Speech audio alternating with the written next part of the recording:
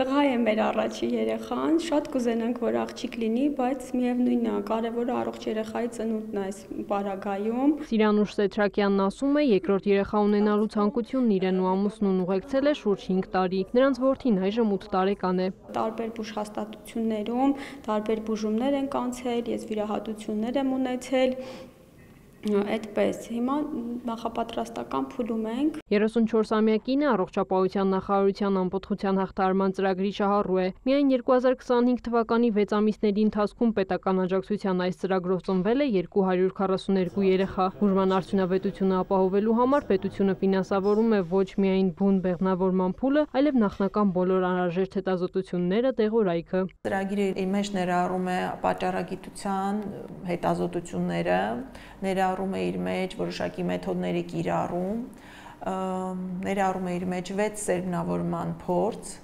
արտամարմնային բեղմնավորման 1 փորձ եւ արտամարմնային բեղմնավորման 2-րդ փորձ պետության կողմից արտոնյալ պայմաններով որոշակի ծավալների փոխհատուցմամբ։ Անպտղության հաղթահարման պետական ծրագիրը գործում է Երևանի 7, Գյումրու եւ Մարտունու բժշկական կենտրոններում։ Ծրագրից օգտվում են հանրապետության անպտղություն ունեցող մինչև 40 տարեկան եւ երկրորդային անպտղություն ունեցող մինչև 36 տարեկան բոլոր կանայք։ Ծրագիրը իհարկե շարունակվում է,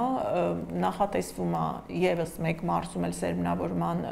ծառայության ներդրումը, աշխատանքներ տարվում են այդ ուղղությամբ։ 2023 թվականի սկզբից անպտղության հաղթահարման ծրագրի շահառուների մեջ ներառվեցին նաեւ միայնակ կանայք։ Սկզբից 36-ից 42 տարեկան, ապա քաղաքացիների դիմումների աճին զուգընթաց ժամը փոխվեց։ Այժմ 28-ից 42 տարեկան կանայք, որոնք չունեն կողակից, վերարտադրողական առումով առողջ են եւ կարիք ունեն օժանդակ սերմնավորմամբ երեխա ունենալ, կարող են օգտվել պետական ծրագրից։ Անպտղությունը մեր երկրի առողջապահական մարտահրավերներից է։ Այն ոչ միայն բժշկական, այլ նաև սոցիալական խնդիր է։ Այդ նպատակով ներդրվել է պետական ծրագիր, որը իր մեջ ներառում է ներարգանդային սերմնավորման փորձեր եւ արտամարմնային բեղմնավորում։ Բժշկուհու խոսքով, երբ ծրագիրը չկար, հաճախ էին լինում դեպքեր, երբ բուժառուները տեղեկանալով ծառայության բարձր արժեքի մասին հրաժարվում կամ հետաձգում էին բուժումը։ Մեր ոլորտի գլխավոր գրավականը հաջողության դա ժամանակն է, կարճ երիտասարդ տարիքը եւ եթե բնականաբար բուժառուն հետաձգում էր իր բուժումները, արդեն արդյունավետությունն էլ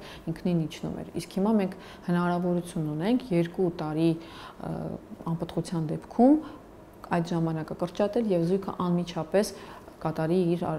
բուժման մեթոդները, որոնք որ ավելի արդյունավետ կլինեն։ 2019 թվականից մինչև օրս պետական աջակցությամբ իրականացվող այս ծրագրի շրջանակում ծնվել է 1245 երեխա, որոնցից 96-ը զոհված զինծառայողների քույրեր ու եղբայրներ են։ Քրիստինե Թորոսյան, Հովհաննես Քյոսեյան, Լուրեր։